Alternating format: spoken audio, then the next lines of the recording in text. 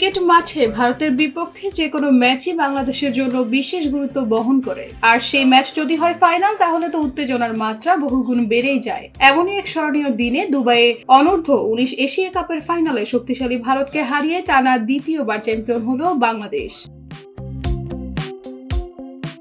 রোববার বাংলাদেশের যুবরা দাপটে পারফরম্যান্সে 59 রানের জয় তুলে নিয়েছে। এই জয়ের মধ্য দিয়ে যুব এশিয়া কাপে নিজেদের শ্রেষ্ঠত্বের মুকুট অক্ষুণ্ণ রাখল বাংলাদেশ। বাংলাদেশের পেস আক্রমণ আজ যেন ছিল অপ্রতিরোধ্য। দ্বিতীয় ওভারে আয়ুষ মাত্রকে বোল্ড করে ভারতীয় শিবিরে প্রথম ধাক্কা দেন আল ফাহাদ। পঞ্চম ওভারে 13 বছর বয়সী বিস্ময় বালক বৈভব সূর্যবংশীকে 9 রানে আউট করেন বাঁহাতি পেসার মারুফ মৃধা। সেমিফাইনালে দুর্দান্ত ব্যাট করে সূর্যবংশী আজ বেশিক্ষণ টিকতে পারেননি। পেসার রিজান হাসানও অসাধারণ পারফর্ম করেছেন, ফিরিয়ে দেন আন্দ্রে সিদ্ধার্থকে। ভারতীয় দলের অধিনায়ক মোহাম্মদ আমান ও কেপি কার্তিকেয়া কিছুটা প্রতিরোধ গড়ার চেষ্টা করলেও পেসার ইকবাল হোসেন ইমনের জোড়া আঘাতে তাদের সেই চেষ্টায় ভাটা পড়ে।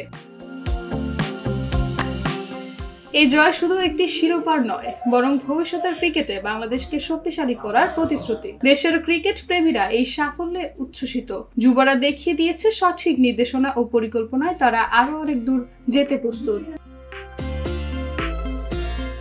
নিউজ ডেস্ক, ভোরের পাতা।